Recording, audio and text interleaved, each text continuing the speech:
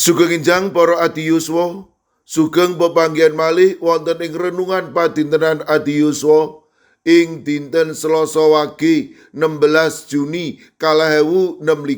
Sumangga dinten punika kita nampeni jejer halun. Para adiyuswa, dinten lanjut usia utawi halun ingkang kita riyadinaken ing Jakarta punika lan para adiyuswa GKJ ing pundiya papan sami ngempal. Punika wekdal kangge caos syukur awit kasetyanipun Gusti tanpa ewah gingsir. Mila kada tiyang ingkang sami ajrih dados yuswa adi awit susuting raga lan rikma ingkang pethak. Nanging kitab suci ngendika endahing yuswa adi. Jabur 7:1 ayat 18 ngendika, Duh Allah, ngantosa kawula sepuh sarta uwanen, kawula mugi sampun ngantos paduka tilar, supados kawula saged nyarosaken pangwaos paduka dumateng para turun sakmangke, sarta kasantosan paduka dhateng sakkathahipun tiyang ingkang badhe dhateng.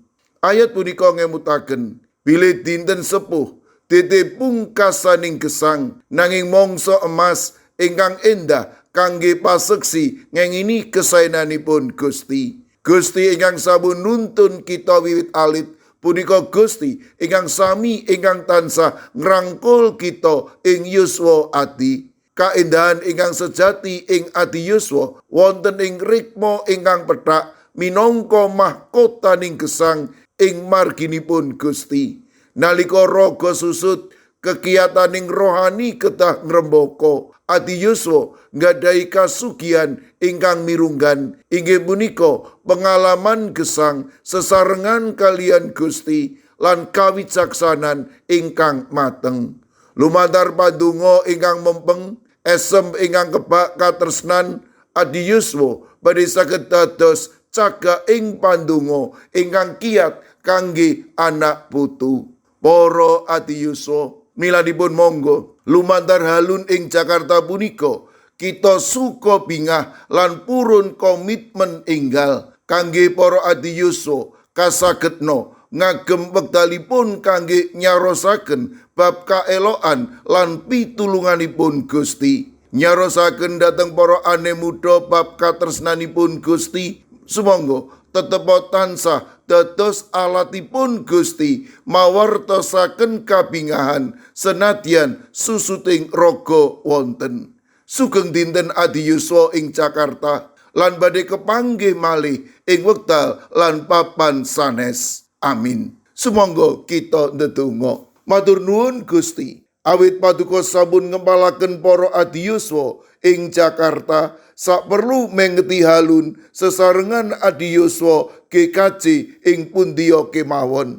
Paduka berkahi para adiyuswa ingkang wedha sak mangke nembe ngempal ing Jakarta lan paduka kandi menawi mangke badhe wangsul ing griyanipun kawula pitados suka bingah pepanggihan ingkang wonten dadosaken para adiyuswa caket raket kalian paduka. Paduka berkahi para adiyuswa ing pundiya kemawon lan anak putu kawula, monggo paduka ingkang reksa, paduka ugi ingkang tansah paring pitulung ing menapa kemawon. Mirunggan kawula pasrahaken lare astama kusala ingkang wedal sakmangke wonten ing pemulihan lan saged medal saking griya sakit senadyan wonten ing kos. Monggo Gusti paduka ingkang melasi lan paring kekiyatan matemah tindakan dokter selajengipun dadosaken astama kusala manggihi wetaing kesarasan. Kawula ugi masrahaken sawetawis sirek kawula ing GKJ Magelang ingkang sampun nampeni operasi lan wonten ing pemulihan. Kawula pasrahaken Ibu Dalhar wilayah Gangsal, kawula pasrahaken Ibu Septi wilayah Sekawan, mekaten ugi kawula pasrahaken Ibu Dewi wilayah Sekawan wonten ing asta paduka. Monggo paduka ingkang reksa lan paring pitulung matemah tetiganipun menika manggihaken wetaing kesarasan. Mekaten ugi kawula pasrahaken Bapak Paminto Saputra GKJ Wedi, Ingkang dasak mangke mlebet malih ing griya sakit, monggo Gusti. Paduka ingkang berkahi lan nganti, matemah kekiatan lan bagas kesarasan tansah wonten. Kalau pasrahaken Ibu Sunarti, warga GKJ Salaman, kalau pasrahaken Eyang Sarwito, GKJ Ngalian, kawula ugi masrahaken Ibu Rati Ningsih, GKJ Ungaran, sawetawis sedherek kawula ing GKJ Gondang Winangun. Kawula pasrahaken Ibu Rusminah, Bapak Paryono, Ibu Suwarni, Bapak Karsono, Bapak Marsudi Raharjo, Ibu Lagimin, Bapak Suyatno, Ibu Menik Salio, Bapak Jarod Sukmono, sedherek Agus Supardiono. Kawula pasrahaken Bapak Daniel Agus Warso ing GKJ Banyumanik, Ibu Wardoyo GKJ Pugeran, sawetawis sedherek kawula ing GKJ Magelang. Kawula pasrahaken Bapak Joko Umboro, Pinisepuh Dwi Murwanto, Ibu Bambang HN, Bapak Suparmin, Ibu Sri Winanti, Mbak Cilik, Bapak Wiharto, lan ugi Ibu Mariati, Bapak Mangku, Ibu Pratiwi wonten ing pamulihan. Kawula ugi masrahaken Ibu Danu Sutardi, GKJ Wedi, sawetawis sedherek kawula ing GKJ Sukorejo, Bapak Sobri Pranoto, Bapak Roger Antoni DL, Bapak Kadaryanto, Bapak Samuel, Ibu Tumini, Ibu Susmi, Ibu Sukarmi, Bapak Untung Basuki, Bapak Adityo, Bapak Winoto. Sawetawis sedherek kawula ing GKJ Guntur Geni, Bapak Y Sudenal, Bapak Y Rasidal, Ibu Sartini, Bapak Ibu Supriyono, Ibu Joni, Ibu Daniel Suharyanto, Ibu Pratono, Bapak Stefanus Ngadiono, sedherek kawula ing GKJ Sragen, Bapak Bambang Kristono, Bapak Joko Prayogo, Ananda Gisele, Bapak Tri Nugroho, Bapak Adi Sungkono, Ibu Astuti Purnaningsih, Bapak Warsito Riyadi, Bapak Suyanto, lan Ibu Sumiati. Mekaten ugi Ibu Kristina Sri Suparwanti Ningsih ing Gunung Kidul. Kawula pasrahaken sedherek kawula ing GKJ Wonocatur, Ibu Daniel, Bapak Ujianto, sedherek kawula ing GKJ Kabluk, Bapak Darmo, sedherek Susi Artowati, Bapak Edi Mursetyo, Bapak Yosua Jimmy Paningsang. Kawula pasrahaken sedherek kawula ing Pugeran, Bapak Minto Taruno, Bapak Sugiri. Mekaten ugi sedherek kawula ing GKJ Antp Salatiga, Ibu Paini, Ibu Jumini, Ibu Juminah, Bapak Joko Wahyu Adi, Bapak Kustam, Bapak Sukiman, Bapak Slamet Mulyono, Ibu Tuminem, lan Mbah Jah. Kawula pasrahaken sedherek kawula ing GKJ Telepok, Ibu Wiryo Sumarto, Bapak Yutam, Bapak Karyadi.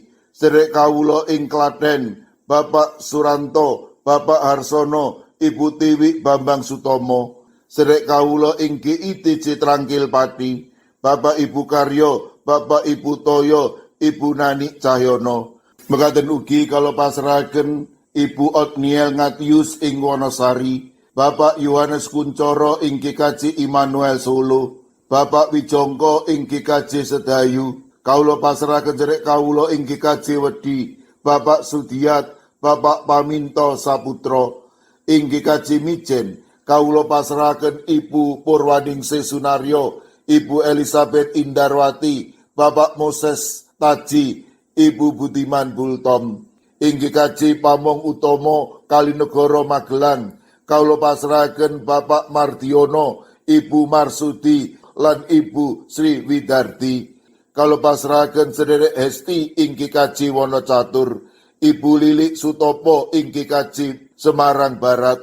Kawula pasrahaken sedherek kawula ing GKJ Ungaran, Ibu Risti Ningsih, Ibu Dewi Teguh, Ibu Kristini Sunaryo, Ibu Suwartini Hadiono, Bapak Dwi Putro, Ibu Sugito, Bapak Sembiring, Ibu Surisno, Ibu Munarti, Bapak Ibu Tugiman. Kawula pasrahaken Bapak Yohanes Mudadi ing GKJ Tuban. Kawula pasrahaken sedek kawula ing Kekaji Wonosobo Bapak Yusuf Sunaryo, sedek kawula ing Kekaji Gondang Winangun Ibu Lasiem. Duh Gusti, kawula pasrahaken sinten kemawon ingkang wedal sak mangke nembe nandhang sakit lan ing pemulihan. Para adiyuswa ing pundiya papan, monggo paduka ingkang reksa, paduka ingkang mitulungi matemah sedayanipun menika paduka kiyataken lan paduka paringi bagas kesarasan ingkang wetah. Kawula pasrahaken sedaya pandonga pasambat kawula wonten ing asta paduka Gusti kawula Yesus Kristus. Amin.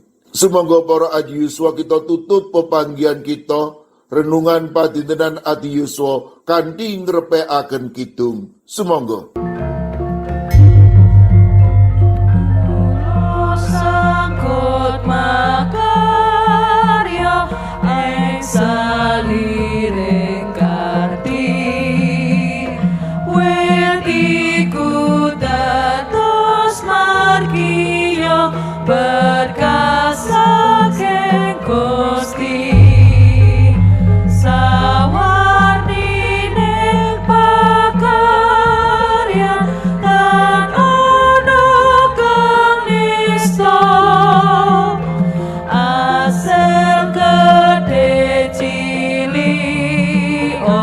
Mesti